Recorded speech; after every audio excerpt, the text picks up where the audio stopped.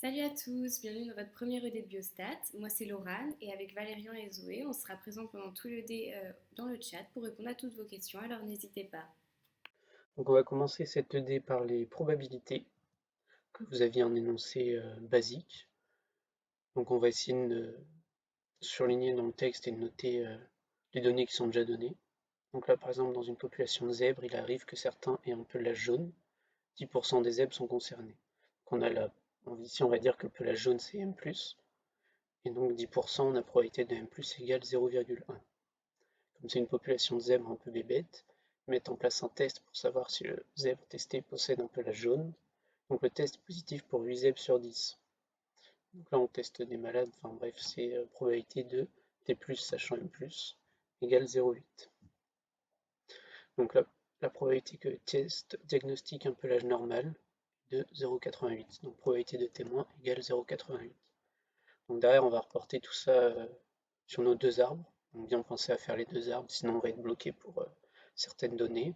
Un qui commence par M et finit par T, l'autre qui commence par T et finit par M. Donc on avait la probabilité de M+ égale 0,1. Et donc pour la probabilité de M-, c'est 1 moins la probabilité de M+, jusque là 1 moins 0,1, 0,9. Derrière on nous donnait la probabilité de T+, sachant M+, qui était de 0,8, 1 moins 0,8, 0,2. Et on avait aussi la probabilité de T-, qui était de 0,88, 1 moins 0,88, 0,12. Derrière on va chercher à avoir la probabilité de M+ inter T+. La probabilité de M+ inter T+, c'est probabilité de T+, sachant M+, fois probabilité de M+. Là on a 0,8 fois 0,1, 0,08. Là on va pouvoir le noter sur le bord de notre arbre. Et on va pouvoir le reporter sur l'autre arbre parce que M+ inter T+, ou T+ inter M+, c'est la même chose. Donc derrière on va aussi pouvoir faire la probabilité de T- inter M+. Donc ça c'est 0,2 fois 0,1, on a 0,02. Pareil, on va le reporter sur nos deux arbres. Donc derrière, grâce à ça, on va pouvoir trouver la probabilité de M+, sachant T+. Donc là, on va mettre l'équation dans l'autre sens, puisqu'on cherche probabilité de M+, sachant T+. Donc là, ça va être 0,08 sur 0,12, on a 0,67. Et 1 moins 0,67, ça fait 0,33. Donc derrière, on va vouloir trouver la probabilité de M+, sachant T-. Donc là, exactement la même chose qu'au-dessus, on va faire 0,02 sur 0,88. On tombe sur 0,02. Donc là, bah, évidemment, c'est arrondi, mais on va pas garder plein de décimales derrière. Là, on fait tout notre arbre en s'arrêtant au centième, et puis c'est très bien. Après, si vraiment pour des calculs spécifiques, le jour du concours, ils ont besoin, oui, bon, 1 moins 0,02, 0,98.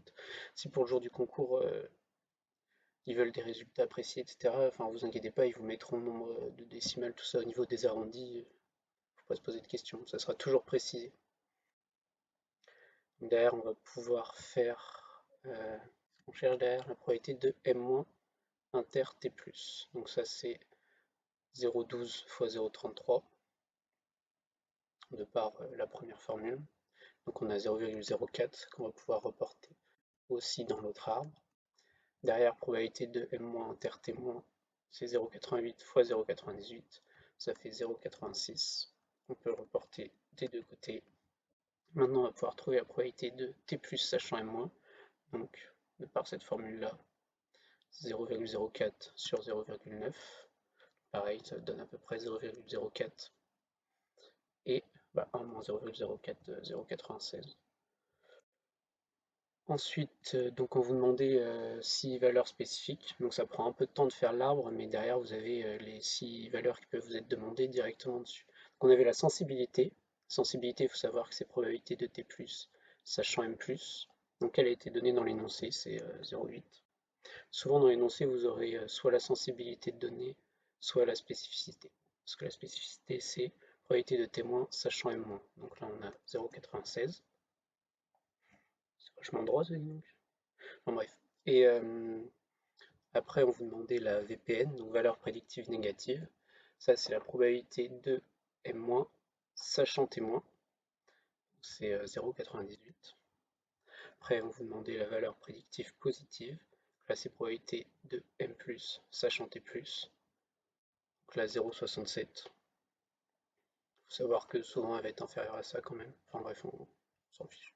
Derrière, le nombre de faux positifs qui vous était demandé. Donc faux positif, c'est la probabilité d'être T+, mais d'être M-. Donc probabilité de T+, inter M-. Donc là, on a 0,04.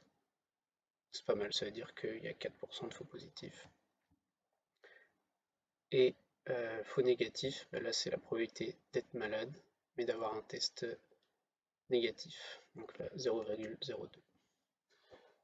Oui, c'est bien là, probabilité de M plus inter-témoin. Donc faux positif, faut savoir que c'est faussement inquiétant, puis ça va engendrer des coûts élevés de soins derrière pour rien, donc il faut essayer de le limiter. Mais faux négatif, c'est plus grave dans le sens où on va pas avoir un malade, quoi. Donc on peut le laisser mourir. Pas ouf. Derrière, oui, derrière, je vous ai mis la méthode du tableau aussi, parce qu'on peut très bien faire le tableau. Donc le tableau, après sur le côté, vous pouvez rajouter les valeurs. Moi j'ai fait le tableau basique juste pour montrer comment on pouvait le remplir finalement. Les deux méthodes se valent avec l'arbre. Donc c'est vraiment en fonction de votre préférence et de ce que vous faites le plus rapidement pour gagner du temps. Donc on avait la probabilité de M+ qui était donnée, 0,1. La probabilité de témoin qui était donnée, 0,88. À partir de là, on peut en déduire M- et T+, toujours. Et donc pour la probabilité de M+, inter T+, on le trouvait avec la probabilité de M+, multipliée par la probabilité de T+, sachant M+. Donc tout ce qui est en rouge, c'était ce qui était donné dans l'énoncé. Et puis après, on retrouvait les autres cases par soustraction, donc 0,12 moins 0,08, 0,04, etc. Donc jusque-là, rien de compliqué. Et puis voilà. Oui, alors vous pouvez prendre une capture d'écran du tableau, parce que dans la correction, vous aurez juste ces valeurs-là en fait. Donc pareil, vous pouvez prendre une capture d'écran des deux arbres et des formules en enlevant ma grosse tronche à côté là. Et donc vous gardez, enfin dans la correction, vous aurez que ça. Donc si vous voulez, vous pouvez prendre une capture d'écran. Donc maintenant, on va passer à la correction de l'exercice 2 sur les grandes lois de probabilité. Donc c'était un tableau, donc je vais vous laisser le compléter. Donc là, on vous demandait les formules pour l'espérance et la variance dans les cas des différentes lois de probabilité vues en cours. Donc à la fois pour les variables aléatoires discrètes et pour les variables aléatoires continues. Donc c'est vrai qu'il y a beaucoup de formules différentes pour la variance et l'espérance. Donc on espère que vous ne perdez pas trop. Et on s'est dit qu'au moins comme ça avec un tableau, ça pouvait aider à résumer un peu tout ça pour mieux apprendre et s'y retrouver. Parce que c'est quand même assez utile de savoir quelle formule utiliser dans quelle situation. Donc on vous laisse poser du coup toutes vos questions dans le chat s'il y a encore des choses qui ne sont pas tout à fait claires pour vous. Et on va passer à la correction du prochain exercice.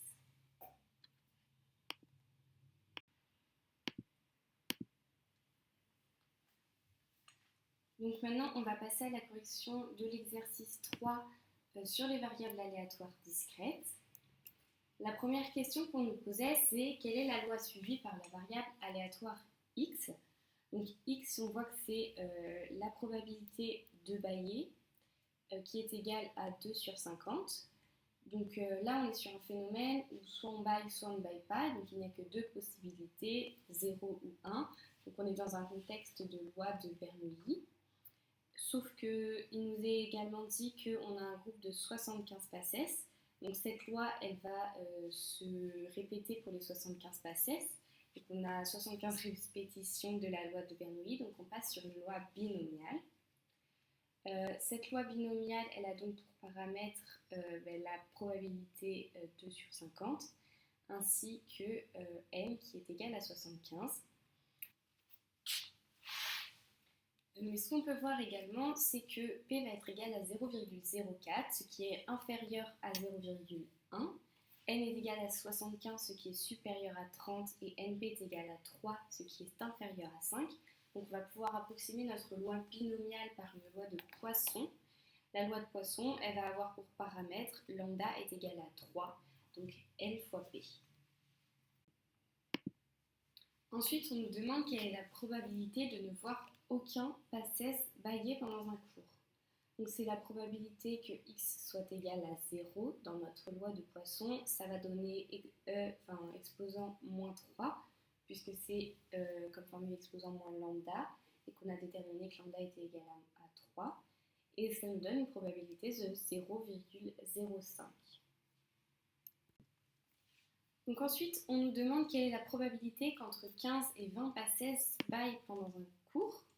Donc pour ça, on va être obligé d'additionner toutes les probabilités qui sont comprises entre 15 et 20, donc 15, 16, 17, 18, 19 et 20, sachant qu'avec la loi de Poisson, la probabilité que x soit égal à k est égale à e moins lambda, donc ici e moins 3, fois 3, donc lambda puissance k, sur factoriel de k.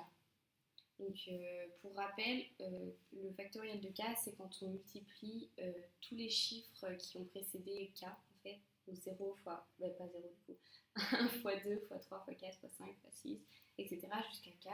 Donc, dans le premier cas, ce sera 15, etc.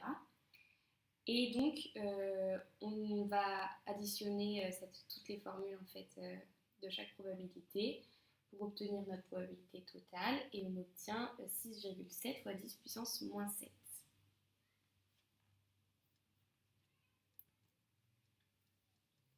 Ensuite, on nous demande quelle est la loi de probabilité suivie par y et quelles sont les valeurs de l'espérance et de l'écart-type. Donc on y dit que y, c'est aucun élève ne baille pendant un cours. Donc cette probabilité, on l'a déjà calculée à la deuxième question, pardon. Donc on sait qu'elle est égale à 0,05. Donc ça va être le P dans notre nouvelle loi. Et donc du coup, on est sur un phénomène de soit ça se passe, soit ça ne se passe pas. Donc on est toujours dans le contexte d'une loi de Bernoulli. Cette fois-ci, il n'y a qu'une seule répétition, donc on ne peut pas parler de loi binomiale. Donc l'espérance de la loi de Bernoulli, c'est P, donc ici 0,05. Ensuite, pour calculer l'écart-type, on va commencer par calculer la variance, qui est égale à P fois Q, donc Q c'est 1 moins P. Donc ici, ça va être 0,05 fois 0,95, et donc on va trouver 0,0475. Donc on va prendre ensuite la racine carrée de la variance pour avoir l'écart-type, et ça nous donne un écart-type de 0,22. Ensuite, on pose la variable aléatoire Z. Donc Z, c'est le nombre de cours sans aucun bâillement. Et on va demander encore une fois quelle est la loi suivie et l'espérance et la variance de cette loi. Donc dans ce cas-là, c'est en fait une répétition de la loi de Bernoulli qu'on avait avec la variable aléatoire Y. Donc on a 4 répétitions puisqu'on nous dit qu'on a 4 heures de cours. Donc c'est une loi binomiale de paramètres 0,054. 0,05 parce que c'est P et 4 parce que c'est N. Pour avoir l'espérance, on multiplie P par N, donc 0,05 fois 4, et on va trouver 0,2. Ensuite, pour avoir la variance, on refait P fois Q et on multiplie par N. Donc on obtient 0,05 fois 0,95 fois 4, et on obtient donc une variance de 0,19. Ensuite, à partir de cette loi-là qu'on vient de décrire, on nous demande la probabilité d'avoir au moins 2 heures de cours sans bâillement. Donc au moins 2 heures de cours, ça veut dire 2 heures, 3 heures ou 4 heures. Donc on a moins d'heures avant, puisqu'il y a soit du coup 0 heure ou 1 heure. Donc plutôt que d'ajouter les probabilités que Z soit égal à 2, à 3 ou à 4, j'ai fait le choix de faire 1 moins les probabilités que Z soit égal à 0 et à 1. D'autant plus que pour 1 et 0, on a des valeurs particulières de C, ce qui va faciliter le calcul. Donc pour rappel, quand X ou ici Z est égal à 0, c va être égal à 1. Et quand z est égal à 1, c va être égal à n. Donc ici, n c'est 4. Et donc on reprend la formule de probabilité pour la loi binomiale, qui est c fois p puissance z, enfin ici c'est z mais k, fois q puissance n. Et donc on fait 1 moins chacune des probabilités du coup de z égale 0 et z égale 1, comme vous pouvez le voir sur le diaporama. Et on obtient une probabilité de 0,014. Donc voilà pour cet exercice, on va pouvoir passer au suivant. Donc maintenant on va passer à la correction de l'exercice 4 sur les variables aléatoires continues. Donc la première question c'était quelle est la fonction de définition f de x. Donc on sait que les notions de fonction de définition, fonction de répartition, c'est pas évident. Nous-mêmes on a eu un peu de mal à comprendre au début, enfin voilà, c'est normal de s'y perdre un peu, de confondre les deux, de pas trop comprendre à quoi ça correspond. Mais du coup, dans tous les cas, nous, on va essayer de vous expliquer ça au mieux pour que vous puissiez comprendre et le reproduire par la suite. Donc là, on se trouve avec une loi où les valeurs de x sont comprises entre 6 et 87. Donc, ce qui veut dire qu'il est impossible d'avoir une valeur inférieure à 6 et il est impossible d'avoir une valeur supérieure à 87. Donc, on voit également qu'on a la même probabilité en tout point. Donc, on est sur une loi uniforme.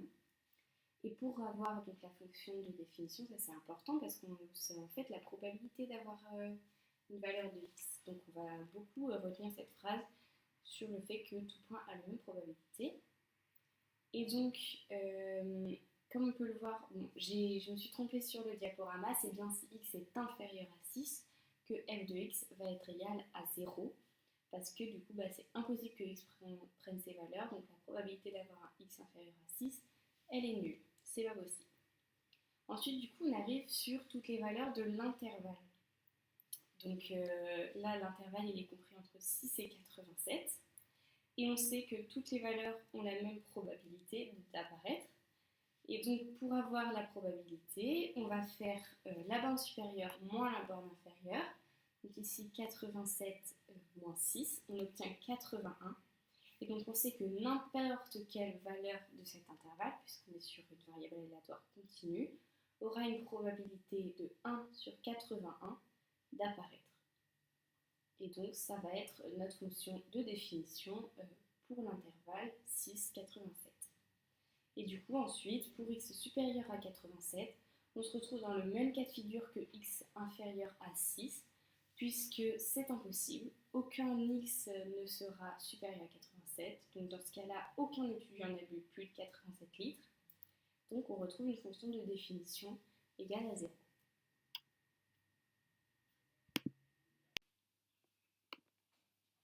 Alors maintenant, on nous demande quelle est la fonction de répartition grand F de x. Donc le grand F de x, ça correspond à la primitive de la fonction de densité qui était donc l'intégrale.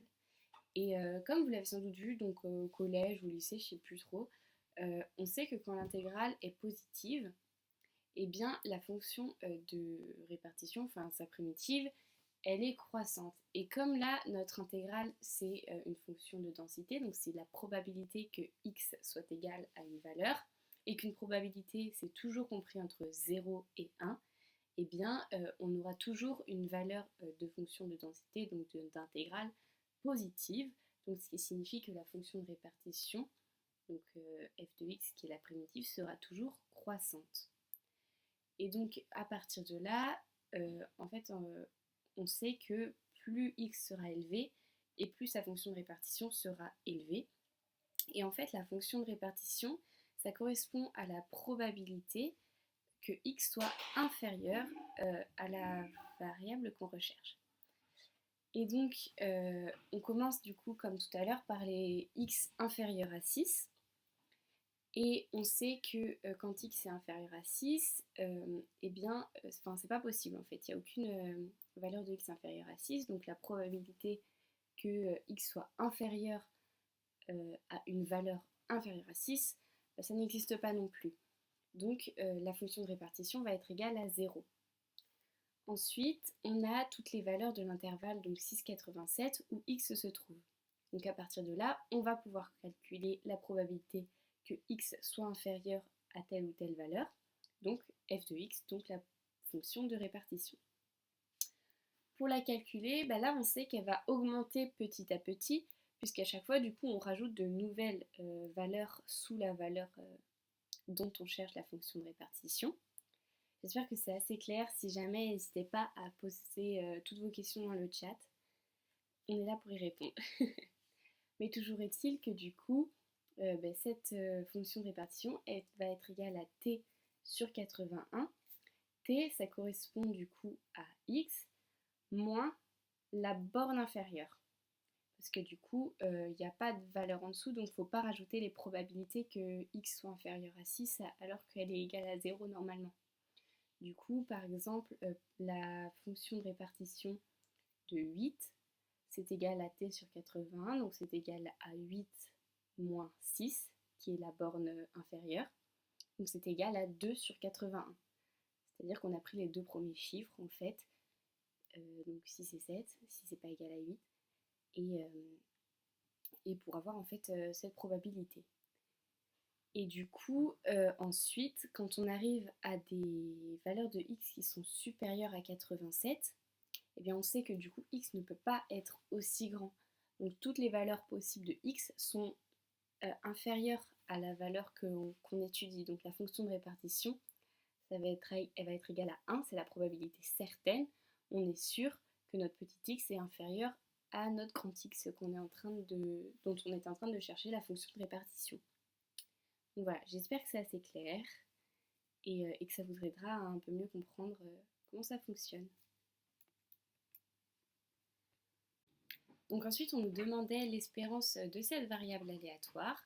Donc là, on va reprendre du coup les valeurs qu'on a vues dans le tableau du deuxième exercice. Et on sait que la formule pour une loi uniforme avec des variables aléatoires continues, c'est a plus b divisé par 2. Donc ici, c'est 6 plus 87 divisé par 2, et donc ça fait 46,5. Donc en moyenne, les étudiants ont bu 46,5 litres. Ensuite, on nous demandait la variance de la variable aléatoire. Et donc pour cette fois, donc pareil, on reprend la formule qui est dans le tableau.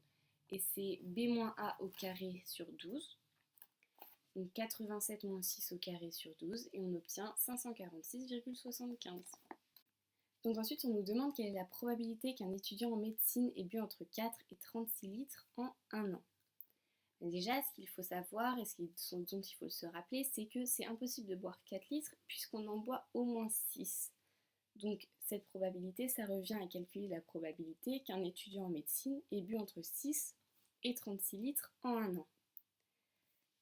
Donc à partir de là, on arrive sur la formule f de 36 moins f de 6, puisque en fait, on prend toutes les valeurs inférieures à 36, auxquelles on enlève toutes les valeurs inférieures à 6. Bon, ici, ça revient tout simplement à faire f de 36, puisque de toute façon, c'est la borne inférieure 6, on cherchait des valeurs encore plus négatives, donc on veut toutes les valeurs qui sont inférieures à ça, pour avoir la probabilité que ce soit compris entre 36 et 4. Et donc, ça revient à faire donc 30 sur 80, puisqu'on fait 36 moins 6, moins 0 sur 81, parce que 6 moins 6, ça fait 0. Et du coup, oui, ça revient vraiment à faire f de 36. Et on obtient 0,37. Donc ensuite, on va poser y est égal à 12,8x plus 87. Et donc en fait, on va vouloir calculer son espérance et sa variance. Donc on va voir les différences un peu pour appliquer les formules entre l'espérance et la variance. Donc d'abord pour l'espérance, en fait on va garder la même forme. Simplement pour avoir e de y, on va prendre e de x à la place de x. Et du coup ça nous donne tout simplement e de y est égal à 12,8 e de x plus 87. Donc ça fait 12,8 fois 46,5 plus 87, et donc on obtient une espérance de 682,2. Ensuite pour la variance, c'est différent. Déjà on ne prend plus en compte les additions de chiffres tout seuls, donc on va enlever le 87, Et au niveau des multiplications, la, la, la valeur 12,8, on va devoir la passer au carré pour calculer la variance. Et donc ça va nous faire 12,8 au carré fois la variance de x. Et donc 12,8 au carré fois 546,75. Et donc on obtient une variance de 49 579,52. Du coup, on passe à la correction de l'exercice 5 qui était l'exercice sur des statistiques descriptives. Du coup, je me doute que ça a dû être laborieux, un peu compliqué, un peu long. Mais donc, c'est juste pour vous vraiment vous entraîner, que vous sachiez tout faire. Là, maintenant, si vous voyez une série comme ça, vous savez tout faire. Du coup, c'était dans un service de pédiatrie. On relevait la taille du coup à la naissance de 20 nourrissons tirés au sort et on obtenait les mesures suivantes au centimètre. En centimètres, pardon. Du coup, il y avait toute la série statistique avec les tailles et les effectifs correspondants. Et il fallait arrondir les calculs au centième. Ça, c'était important pour avoir vraiment le résultat exact. Faites attention à ça. Les arrondis, c'est important. Du coup, la première question, c'était la taille moyenne à la naissance des nourrissons de cet échantillon. Donc, premier réflexe, quand vous voyez une série comme ça, vous faites la valeur des xi, enfin la somme des xi, pardon, et la somme des xi au carré. Donc vraiment, somme des valeurs au carré, direct, comme ça vous fait un gain de temps énorme parce que c'est quand même les gros calculs de ces genres d'exercices. C'est vraiment, ça vous fait gagner du temps, vous faites sur votre calculatrice, vous écrivez et puis comme ça c'est fait. Et parce que vraiment, il suffit qu'on vous mette un effectif quand même assez grand et là ça peut prendre des plombes. Du coup, faites ça directement, comme ça c'est fait. Donc là, j'ai fait la somme avec les bons effectifs, j'ai mis des parenthèses comme ça pour être sûr. Voilà. Du coup, on trouvait une somme des valeurs de 1042,5. Et vous savez que pour la moyenne, on fait la somme des valeurs divisées par l'effectif. L'effectif était de 20. Du coup, on faisait 1042,5 divisé par 20. Et ça nous donnait une moyenne de 52,13 cm.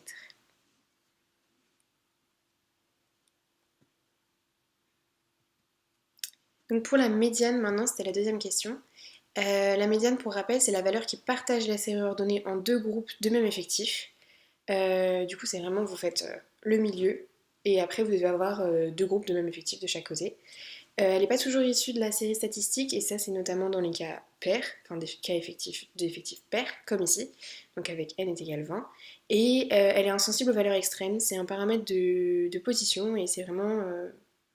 on s'en fiche de l'étendue, on s'en fiche de valeurs extrêmes, c'est vraiment le milieu de la série. Du coup, l'échantillon ici, il était pair, on avait n est égal à 20, et on faisait la moyenne entre les deux valeurs du milieu. Donc pour le cas impair, vous le savez, vu que c'est un cas impair, vous prenez vraiment la valeur du milieu, elle sera dans la série statistique, et ça va séparer du coup les deux groupes de même effectif. Pour le cas pair, vous devez faire du coup la moyenne des valeurs du milieu. Donc les deux valeurs du milieu, c'était la 10e et la 11e valeur. La 10e, c'était 52,7 et la 11e, c'était 53,8. Et vous divisiez par 2, ça vous donnait du coup une médiane de 53,25 cm. Donc, deuxième conseil, c'est vraiment, si vous avez une série comme ceci, il faut souvent, elles ne seront pas forcément ordonnées. On ne va pas vous donner forcément une série vraiment dans l'ordre croissant. Du coup, je vous conseille vraiment de réécrire dans l'ordre, histoire que vos effectifs ils soient bien rangés et que quand vous êtes censé dire la 10e valeur et la 11e valeur, que ce soit rapide, vous soyez assez efficace là-dessus et que vous sachiez exactement à partir de quelle valeur, l'effectif total, et que ce soit rangé dans l'ordre croissant, histoire que vous ne perdiez pas trop de temps. Voilà. Donc la question d'après, c'était le mode de cet échantillon. Donc le mode, c'est la valeur la plus fréquente de la distribution. Donc là, je vous ai remis le tableau, on voyait bien, c'était assez clair qu'au niveau des effectifs, il y en avait un qui ressortait du lot, qui était supérieur aux autres. Et du coup, c'était l'effectif 3 et il correspondait à la taille 57,6 cm. Du coup, c'était le mode, parce que cette valeur, elle est reprise, elle a été vue 3 fois, alors toutes les autres, c'était 1 ou 2 fois. Voilà. Pour les quartiles de cet échantillon, du coup les quartiles, là je vous ai vraiment tout demandé, comme ça c'était clair. Du coup c'était le premier quartile, le troisième quartile et l'écart interquartile. Un quartile, c'est une valeur qui partage la série ordonnée en 4 groupes de même effectif. Donc vous avez vraiment, là c'est plus le milieu et vous séparez en deux, enfin si du coup il y a quand même la médiane parce que vous devez séparer en deux, mais, euh, mais du coup là vous avez vraiment 4 groupes de même effectif. Donc on avait déjà calculé le milieu, la médiane, mais du coup le premier quartile c'était, vous faites toujours l'effectif divisé par 4 parce que vous voulez 4 groupes de même effectif. Du coup, ça faisait 20 divisé par 4, c'était égal à 5. Et c'était la cinquième valeur, c'était 48,4 cm. Donc le premier quartile est égal à 48,4 cm. Le second quartile, on le connaît, c'est la médiane. Donc elle n'a pas changé, 53,25 cm. Le troisième quartile, du coup, vous faites les 3 quarts de l'effectif total. Donc en fait, c'est 20 fois 3 quarts. Enfin, 3... Oui, 3 quarts. Du coup, ça vous donnait 15 et ça correspondait à la 15e valeur qui était de 57,6 cm. Et ensuite, l'écart interquartile, c'est la différence entre le troisième quartile et le premier quartile. C'est vraiment la différence entre le plus grand et le plus petit. Et du coup, ça nous donnait un écart interquartile de 9,2 cm.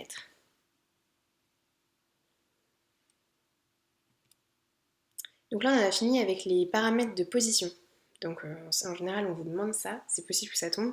Donc sachez bien que tout ce qu'on a fait avant, c'était des paramètres de position, et tout ce qu'on va faire à présent, ce sera des paramètres de dispersion.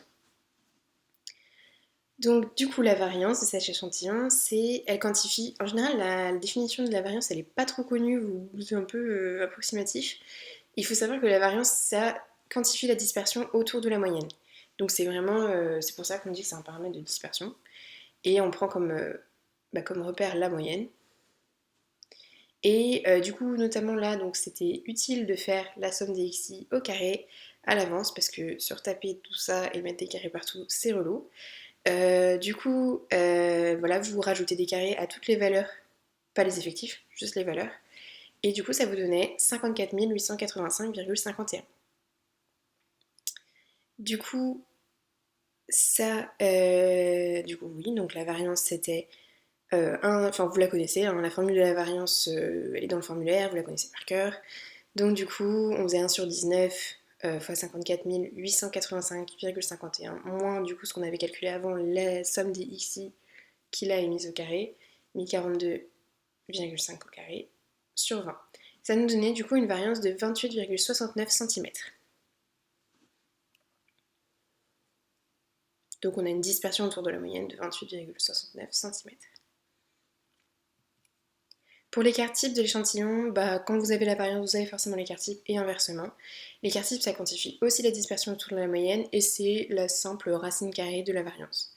Du coup, ça, normalement, vous le savez. Et du coup, là, on faisait racine carrée de 28,69 et ça nous donnait du coup 5,36 cm.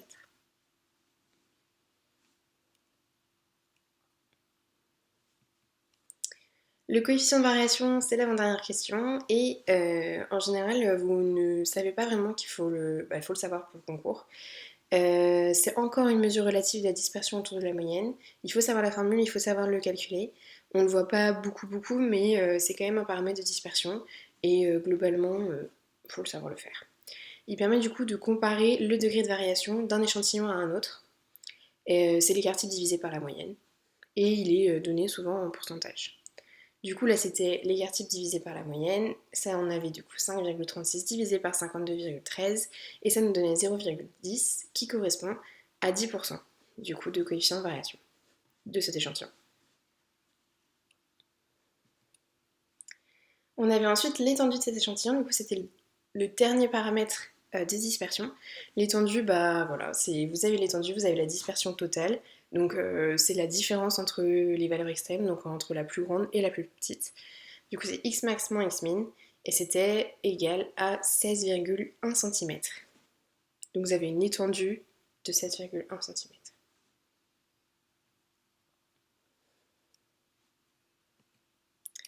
Alors voilà, la partie qu'on aime bien. Donc là, notamment, je vous ai donné une série de calculs où vous pouviez faire les calculs plus rapidement sur la calculatrice. Ça fait gagner du temps, mais c'est absolument énorme. Du coup, franchement, faites-le, sachez le faire.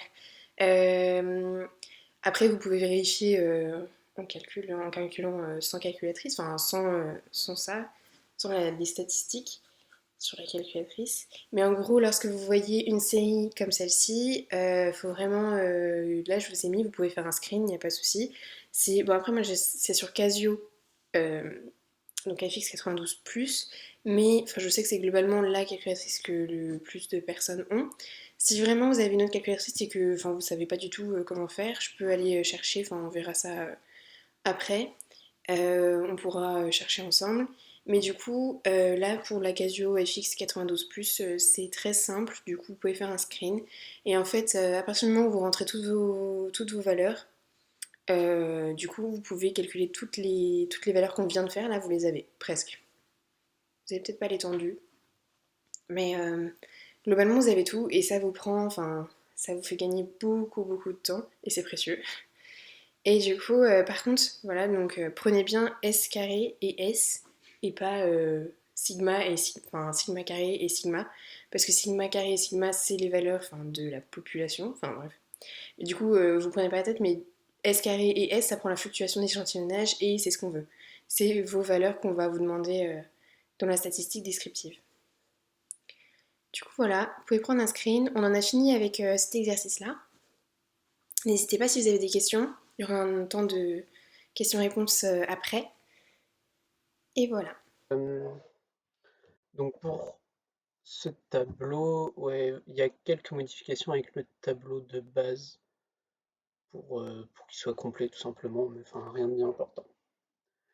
Donc pour ce qui est le test non paramétrique de la comparaison d'une moyenne à une moyenne théorique, il n'y en a pas au programme à connaître. Ensuite, pour les conditions d'application, c'est n supérieur à 30, où il faut que la normalité soit supposée. Alors par contre, il faut savoir que si vous avez l'écart type et la variance de la population, et que la normalité est supposée, même si n il est inférieur à 30, il faudra utiliser la table de la loi normale. C'est valable que pour comparaison d'une moyenne et une moyenne théorique, mais il faut le savoir. Ensuite, condition de l'intervalle, c'est n supérieur à 30 où il faut que la normalité soit supposée. Ensuite, comparaison de deux moyennes indépendantes, le test non paramétrique, c'est Mann-Whitney. On peut aussi dire test de Wilcoxon pour données non appariées. Enfin, on retiendra Mann-Whitney, c'est très bien. Pour les conditions d'application, alors c'est n1 supérieur à 30 et n2 supérieur à 30. Il faut que la normalité soit supposée et qu'on ait les vraies valeurs des variances écart type. Donc, attention à ça. La comparaison de deux moyennes appariées, le test non paramétrique, c'est le test de Wilcoxon pour données appariées du coup. Conditions d'application, c'est n supérieur à 30 ou normalité supposée. Donc pour les moyennes, faut connaître, mais il faut vraiment faire attention. Pour comparaison de moyenne et de moyenne théorique, si n inférieur à 30, mais vous avez les vraies variances de l'écart type, les vraies valeurs de l'écart type de la variance, et que la normalité est supposée, il faudra lire dans la table de la loi normale, mais non celle de Student. Ensuite, on passe au pourcentage, donc comparaison d'un pourcentage théorique, pas de test non paramétrique. Les conditions d'application, c'est n supérieur à 30, n pi0 supérieur à 5 et n1 moins pi0 supérieur à 5. Sachant que pi0, c'est la valeur dans la population, comme c'est une lettre grecque, pi0. Pour les conditions de l'intervalle, c'est n supérieur à 30, np supérieur à 5 et n1 moins p supérieur à 5. Ça, on peut aussi l'appeler nq. Voilà. Comparaison de deux pourcentages indépendants. On n'a pas vu de test non paramétrique. Les conditions d'application, c'est il faut que les deux échantillons soient supérieurs à 30 et np et n1-p soient supérieurs à 5 dans les deux échantillons. Pour ce qui est comparaison de deux pourcentages appariés, pas de test non paramétrique. Les conditions d'application, c'est n égale r plus s supérieur à 30. En fait, c'est que n c'est r plus s, donc la somme des patients discordants. Et il faut que ce soit supérieur à 30. Voilà, ça faut faire attention parce qu'on tombe facilement dans le piège, on ne se rend pas forcément compte que ça fait pas 30. Derrière le kit de l'indépendance, le test non paramétrique, c'est le test exact de Fisher. Oui, il faut savoir que le test du Q2 d'indépendance, on peut aussi l'appeler test du Q2 de Pearson, mais ils vous piégeront pas là-dessus. Voilà. Bref, le test non paramétrique, c'est le test exact de Fisher. Condition d'application, il faut que le test soit en bilatéral et que les effectifs théoriques soient supérieurs à 5. Pour le Q2 d'ajustement, on n'a pas vu de test non paramétrique. Condition d'application, c'est comme le Q2 d'indépendance. Il faut que le test soit bilatéral et les effectifs théoriques supérieurs à 5. Un test de corrélation, son test non paramétrique, c'est le test de Spearman. Pareil, test de corrélation, son nom c'est aussi test de corrélation de Pearson. Et le test non paramétrique, c'est le test de Spearman. Et alors je parle pas anglais, donc je sais pas comment on dit ça. Ensuite, condition d'application, binormalité des variables aléatoires. Ça c'est très important. Et donc ce qu'il faut faire attention, c'est quand n inférieur à 30, contrairement aux comparaisons de moyenne, vous regardez pas n-1 dans la table de student, mais à n-2. Voilà. Par contre, quand c'est supérieur à 30, c'est dans la table de la loi normale. Donc, il n'y a pas d'intervalle pour la corrélation. Derrière, voilà, donc là vous avez le tableau complet. Vous l'aurez en correction de toute manière. Et oui, donc il faut savoir que les tests non paramétriques, on peut les utiliser même quand les conditions sont remplies pour les tests paramétriques. En fait, eux, ils peuvent être vraiment utilisés tout le temps, tout simplement tout le temps. Voilà. Du coup, on arrive à l'exercice 7, qui était un exercice de comparaison de moyenne. Du coup, je sais que vous l'avez eu, vous avez eu un exercice assez similaire à la colle. D'où j'avais fait pareil un exercice de comparaison de moyenne à Paris. Ici justement, j'en profite parce que comme ça, si vous avez des questions encore sur la colle, parce que je sais qu'il y a eu quand même quelques questions au sujet de cet exercice. Du coup, si vous avez encore des questions, n'hésitez pas. Je pense que là, je vais refaire une explication. Ça va être plus clair à mon avis, j'espère. Et du coup, vraiment, ça va être de la redite aussi beaucoup, mais vaut mieux parce que comme ça, ce sera encore plus clair. Et puis, n'hésitez pas, du coup, après, si vous avez encore des questions sur cet exercice ou l'exercice de la colle, il n'y a pas de souci, j'y répondrai avec plaisir. Et j'espère que ça va être plus clair. Du coup, c'était un exercice sur le binge-watching qui est une pratique qui consiste à regarder un écran pendant de plus longues périodes de temps que d'habitude, et le plus souvent en visionnant la suite des épisodes d'une même série. Donc, on connaît à peu près tous. Et une équipe un peu rabat-joie trouve que cette pratique est trop néfaste pour les étudiants de nos jours, car elle est synonyme d'isolement et de grande déconcentration vis-à-vis des études. Du coup, on a une petite équipe de chercheurs qui décide de mener une campagne de prévention sur les étudiants en santé de Nantes, qui sont estimés d'ailleurs au nombre de 3960. Donc c'est quand même un... Là, vous avez déjà votre N, qui est assez conséquent. Et du coup, on fait cette campagne pour alerter face à l'échec scolaire et au décrochage émotionnel que cela implique. Et pour étudier l'efficacité de leur campagne, ils demandent qu'à chaque étudiant s'il pratique le binge-watching avant et après la campagne. Donc l'efficacité ici, elle est vraiment, il faut la considérer comme une diminution de la moyenne du nombre d'étudiants pratiquant le binge-watching après la campagne. Donc c'est-à-dire que là, déjà, vous avez votre but, vous avez votre objectif de recherche de l'étude, c'est-à-dire qu'on cherche une diminution de la moyenne du nombre d'étudiants par rapport à avant la campagne, que après ce soit en gros plus faible qu'avant, au niveau du nombre moyen d'étudiants qui pratiquent le binge-watching. Dans la population, on note mieux avant la moyenne du nombre d'étudiants pratiquant le binge-watching avant la campagne de prévention et mieux après la moyenne du nombre d'étudiants pratiquant le binge-watching après la campagne. Et on arrondira les calculs au centième. Donc, les résultats de l'étude, on a du coup somme des D et somme des D carrés. Je sais que pour la colle, vous avez dû faire quand même beaucoup plus de calculs et c'était un peu plus laborieux. Voilà, je me doute que ça n'a pas dû être très fun, mais il faut savoir les faire, c'est important. Et surtout, vraiment, c'est quand même le test de comparaison le plus complexe. C'est-à-dire qu'on ne vous donne pas directement H0, H1. Vous devez un peu réfléchir, vous avez un peu une gymnastique d'esprit qu'il faut comprendre que si on vous demande une diminution, c'est-à-dire que mieux avant sera supérieur à mieux après, voilà. Et inversement pour une augmentation. Donc c'est vraiment le test de comparaison de moyenne le plus compliqué. Donc il faut bien poser tous les calculs, il faut bien essayer de traduire l'énoncé, de comprendre exactement l'évolution qu'on souhaite rechercher. Et du coup voilà, donc faut être assez vigilant. Mais vous inquiétez pas, avec l'entraînement, ça va le faire. C'est faisable. Du coup, on va passer à la première question, donc qui était l'hypothèse nulle associée à ce test.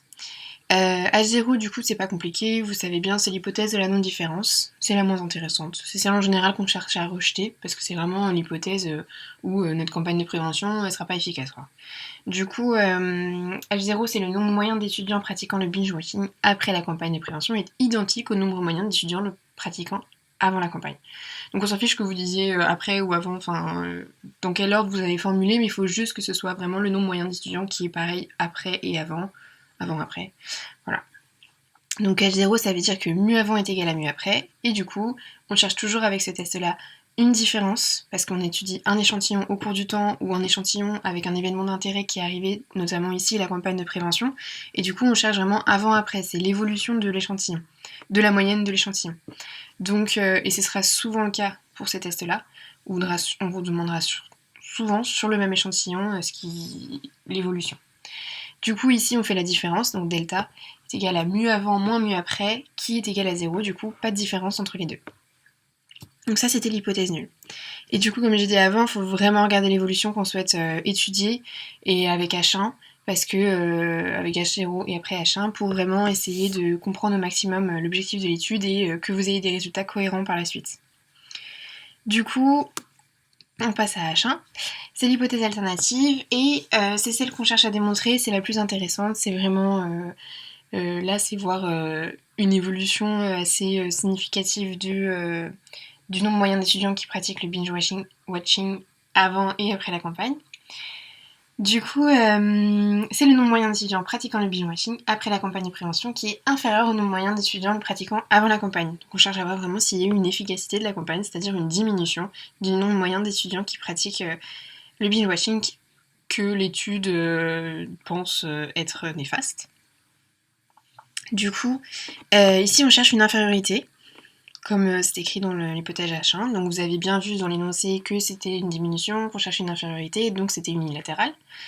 Et du coup, vous pouvez du coup on peut continuer avec H1, c'est logiquement si on cherche une diminution, ça veut dire que mu avant est supérieur à mu après, d'où delta est égal à mu avant moins mu après supérieur. Enfin, supérieur à 0, donc positif.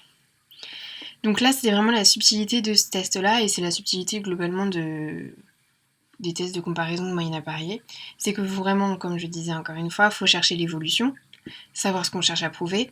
Et notamment ici, on vous dit que l'efficacité, c'est une diminution du nombre moyen, donc ça veut dire que mu avant est supérieur à mu après, donc si on fait la différence, c'est positif. Si on avait cherché une augmentation, c'est-à-dire que mu avant allait être inférieur à mu après, ou mu après est supérieur à mu avant, et du coup ça aurait fait que delta, la différence, aurait été de mu avant moins mu après inférieur à 0, parce qu'on aurait eu mu avant qui était une valeur inférieure à mu après. Si on fait une différence d'une valeur inférieure d'une valeur inférieure à une valeur supérieure, c'est négatif. Là, en l'occurrence, mu avant était supérieur à mu après, du coup, on soustrait une valeur inférieure à une valeur supérieure, donc c'est toujours positif, et c'est ce qu'on cherche. Et là, du coup, c'était censé déjà vous orienter sur le signe de la statistique de test, la région critique, et à peu près là où on voulait en venir. Du coup, c'était un peu la subtilité et il faut faire attention là à pas se dire infériorité unilatérale, infériorité, ça veut dire que c'est négatif. Et je sais que on associe souvent, et c'est vrai, hein, c'est le cas, c'est le plus globalement, le plus souvent là, c'est vraiment si on cherche une infériorité, c'est en général une région critique négative.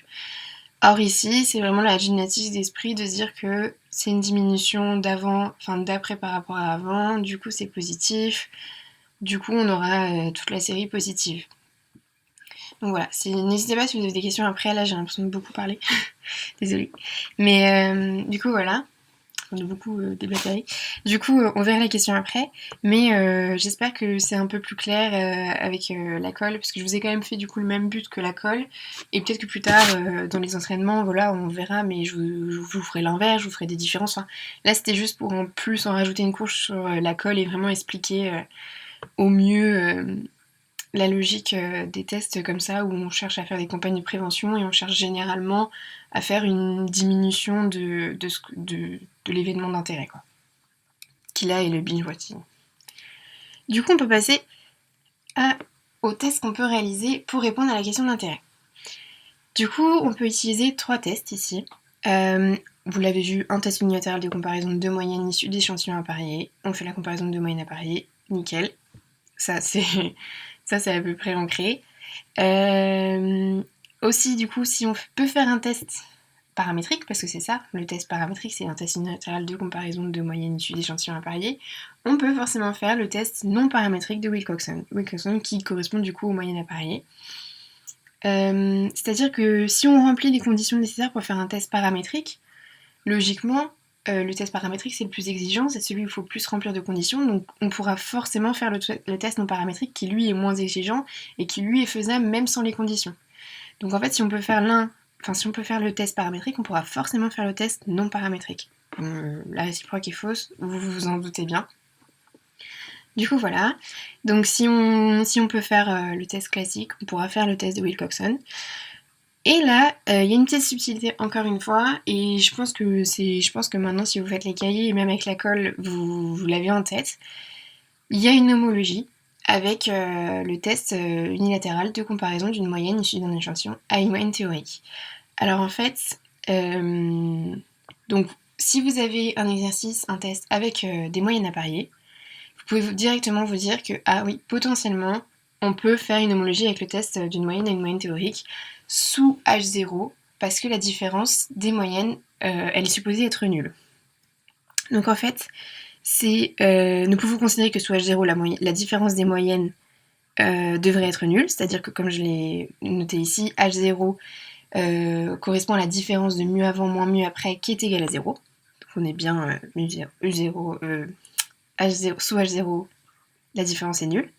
Et du coup, donc la formule des statistiques, comme du coup, la petite subtilité ici, c'est qu'on peut aussi faire un test unilatéral de comparaison d'une moyenne issue d'un échantillon à une moyenne théorique. Alors ici, je l'ai pas mal... Je pense que finalement, avec les cahiers et la colle, ça doit commencer à être clair. En tout cas, n'hésitez pas si vous avez encore des questions après. Mais du coup, c'est qu'en fait, on peut faire ce test ici, car sous H0, la différence des moyennes devrait être nulle. On peut considérer que sous H0, delta est égal à mu avant moins mu après est égal à 0. Donc ça veut dire que la différence est nulle, donc mu est nul. Et du coup, si mu est nul, ça veut dire que la statistique de test serait donc la même que celle d'une comparaison d'une moyenne à une moyenne théorique, si on part d'une moyenne appariée, à la différence que la valeur de mu est nulle. En fait, si vous partez d'un exercice de moyenne appariée et que vous considérez que sous H0, et c'est vrai, hein, sous H0, la différence est nulle, la valeur de mu est nulle, alors vous retrouvez exactement la même statistique de test pour les deux. C'est-à-dire que là, vous avez été égal à 0, donc ça donne exactement la même chose que cette statistique de test là. Du coup, vous pouvez effectivement faire cette homologie. C'est dans un sens, c'est-à-dire que vous partez d'une moyenne appariée et vous allez vers une moyenne à moyenne théorique au niveau de la statistique de test en considérant que mu0 est égal à 0 toujours. Mais vous ne pouvez pas le faire dans le sens inverse, la réciproque est fausse. C'est-à-dire que vous ne pouvez pas partir d'une moyenne à une moyenne théorique et dire que vous pouvez faire un test de moyenne appariée. C'est pas possible. Du coup, retenez bien que c'est pour les moyennes appariées, qu'on peut faire plusieurs tests et qu'on peut avoir une homologie avec une moyenne, la comparaison d'une moyenne à une moyenne théorique, en remplacement mu0 par 0, toujours, sachant que la différence est nulle, mais vous pouvez pas aller dans le sens inverse. Donc voilà, j'espère que c'est assez clair. Normalement, ça commence à rentrer.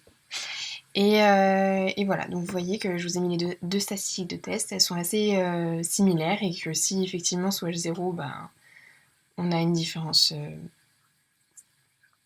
la valeur de mu est nulle, vous voyez qu'on retombe exactement sur la même statistique.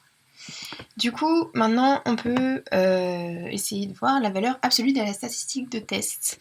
Donc, on avait somme des dés qui est égale à 78, on avait la somme des dés au carré qui est égale à 6084, et on avait l'effectif qui était de 3960. Du coup, cette statistique de test, vous savez que c'est quand même beaucoup de calculs. Là, je vous donnais pas mal de choses par rapport à la colle, mais c'est vrai que vous savez que c'était beaucoup de calculs, donc n'hésitez pas à prendre votre temps, à juste bien poser, histoire de ne pas refaire les calculs 1000 fois.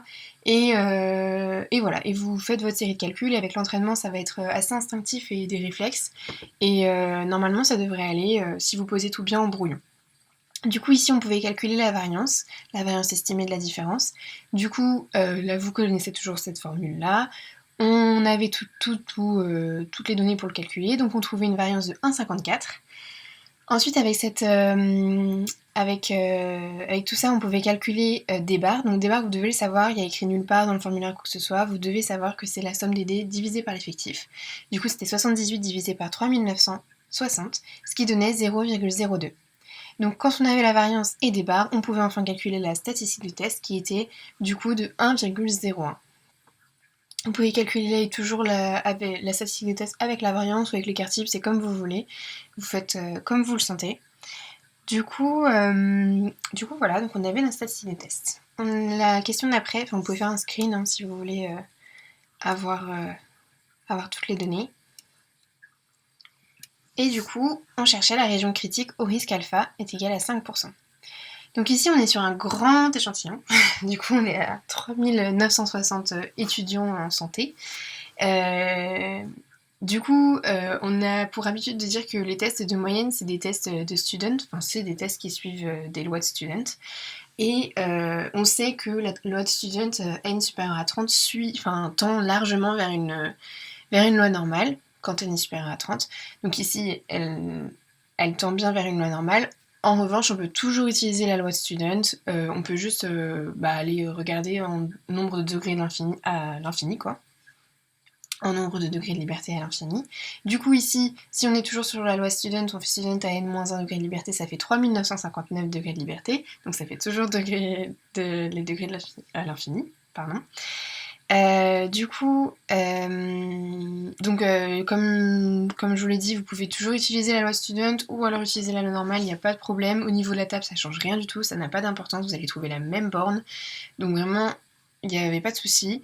Si vous voulez être sûr, vu que là on est en unilatéral, vous pouvez prendre directement la loi normale, mais student ou la normale, ça n'a pas d'importance. Du coup, on est sur un test unilatéral. La table de student, on sait qu'elle est bilatérale. Ça, je vous conseille quand même de bien le comprendre. Je sais que c'est pas toujours très clair dans vos têtes, mais en fait, là, je vous ai mis par rappel le tableau. Donc, on sait que la table unilatérale, la table de la loi normale, elle est en unilatérale. La table de la loi de student, elle est en bilatérale. À partir de ce moment-là, on sait exactement comment on peut ajuster en fait le alpha de notre test. Ici, on va regarder dans la table de student, on est en unilatéral, du coup, on sait qu'on va faire alpha fois 2. Parce que vu que c'est une table bilatérale et qu'on est en unilatéral, on ajuste. Ça va nous donner du coup un risque, ça va nous donner un alpha un θ qu'on va regarder avec 0,10. Donc 10%. Et du coup, on trouve une borne à 1,64 pour alpha est égal à 5% dans la table de student. Avec la table de la loi normale, vu que c'est déjà en unilatéral, il n'y a pas de souci, vous regardez direct à 0,95 et ça vous donne pareil 1,64. Donc, je sais qu'à ce niveau-là, pour la statistique de test, pour la table, la valeur de t, du coup, Monsieur Dantan, moi je sais que je prenais un 64,5 parce que j'essayais de faire le milieu. Monsieur Dantan nous a dit qu'en pratique, il faisait beaucoup, il arrondissait beaucoup à la baisse, donc il arrondissait à l'inférieur. Donc notamment, c'est lui par exemple, il prendra toujours un 64 ou je sais pas, j'ai pas d'autres exemples en tête, mais il prendra toujours à la baisse en pratique. Donc on va se baser sur Dantan parce que cette année on se base sur Dantan. En sachant que même si vous faites autrement, logiquement, vous n'aurez pas de souci, même si vous faites un 64,5 ou que vous arrondissez à l'arrondi supérieur, il n'y a pas de souci. Normalement, vous allez tomber sur les résultats, vous allez avoir des choses qui vont faire en sorte qu'au concours, vous allez quand même trouver le bon résultat normalement, il n'y a pas de souci. Ne vous stressez pas si vous ne prenez pas exactement la même chose que Dantan. A priori, ça devrait aller, vous allez trouver la bonne réponse. Voilà. Du coup, c'est tout. Moi, du coup, je prends pareil ce qu'a dit Dantan. Et pas de panique, même si vous arrondissez pas exactement comme lui, vous allez trouver la bonne réponse. Donc du coup, on avait une région critique pour alpha est égal à 5% de 1,64 plus l'infini. Et du coup, si on charge dans la table de normale, on trouve pareil. Donc notre région critique, elle est bien positive, comme je vous ai dit avant, parce que du coup, par rapport à H1, on cherchait une diminution. Donc ça voulait dire que la différence mu avant, moins mu après était positive. Donc on est bien dans une région critique positive. Il faut peut-être s'enlever de la tête que c'est forcément, si on est en un test unilatéral et qu'on cherche une infériorité, c'est forcément la région critique négative. Je suis d'accord que c'est dans beaucoup de cas, mais là, en l'occurrence, c'est quand même une petite subtilité et il faut quand même bien comprendre que c'est une gymnastique d'esprit, quoi.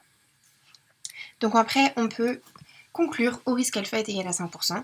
Du coup, on savait que, on sait que la valeur de la statistique de test, elle est égale à 1,01 et on sait que la région critique était égale à 1,64 plus infini. Au risque alpha est égal à 5%. On voit bien que la statistique de test n'appartient pas à la région critique. On ne peut pas rejeter H0 au risque alpha égale à 5%. Et du coup, l'étude n'a pas permis de montrer une infériorité significative entre le nombre moyen d'étudiants pratiquant le binge watching avant et après la campagne de prévention.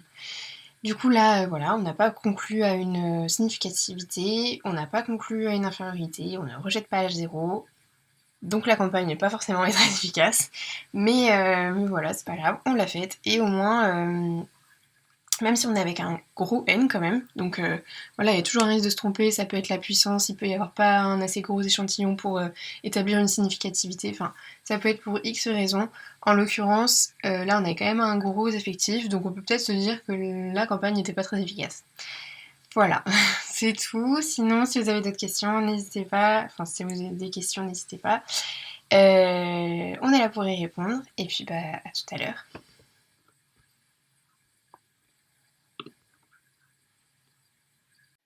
Donc on va passer à la correction de l'exercice 8 sur les méthodes d'enquête.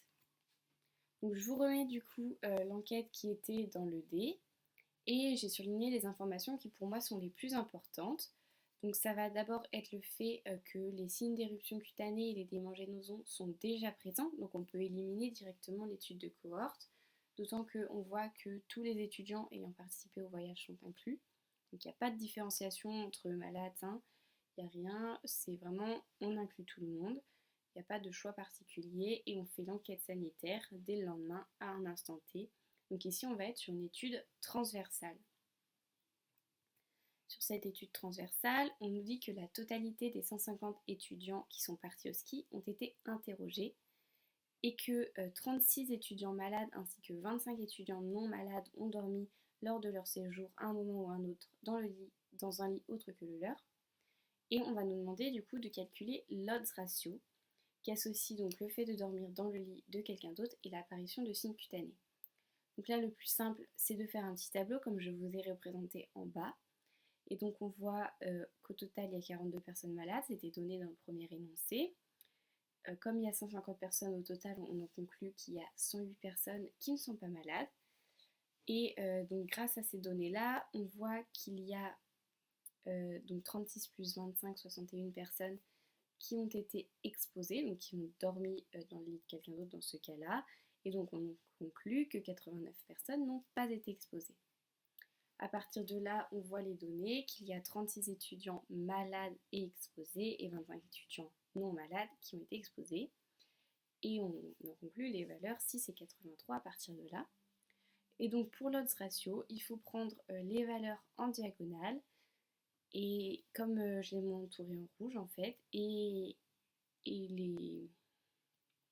en faire une fraction, pardon, et on obtient du coup un odds ratio de 36 fois 83 sur 25 fois 6 qui est égal à 19,92.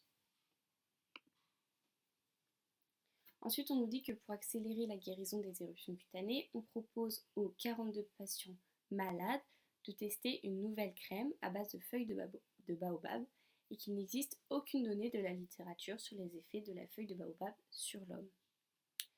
Donc quand on nous demande du coup quel type d'études on va pouvoir envisager maintenant, comme il n'y a aucune donnée pour l'instant, eh bien il va falloir commencer par faire une étude préclinique pour avoir des données, savoir ce qu'il se passe déjà sur les animaux avant de pouvoir penser à l'ajouter sur l'homme. Maintenant, on va passer à la correction du dernier exercice qui était également du coup sur les méthodes d'enquête. Cette fois-ci, on a une étude qui est différente puisqu'elle étudie le lien entre la survenue du cancer du poumon et le fait de fumer. Pour ça, on a 1000 personnes qui sont étudiées pendant 30 ans. Et donc, on a le tableau qui récapitule les données qui ont été récoltées au bout des 30 années. Et on nous demande du coup de quel type d'étude est-ce qu'il s'agit. Donc là, ce qu'on voit, c'est qu'on a étudié l'exposition, est-ce qu'il fumait ou non, et du coup, est-ce que par la suite, un cancer du poumon est survenu ou pas. Donc là, il va s'agir du coup d'une étude de cohorte, parce qu'au début, personne n'était malade, exposé, non exposé, parce qu'il y a des personnes qui ont été exposées à la fumée de cigarette et d'autres non. Ensuite, on nous a demandé la prévalence et le risque relatif. Pour la prévalence, du coup, c'est la proportion de personnes malades à un instant T, donc au bout des 30 ans. Et ce qu'on peut voir sur le tableau, c'est qu'au bout de 30 ans, il y a 12 personnes malades sur 1000 personnes incluses dans l'étude au total.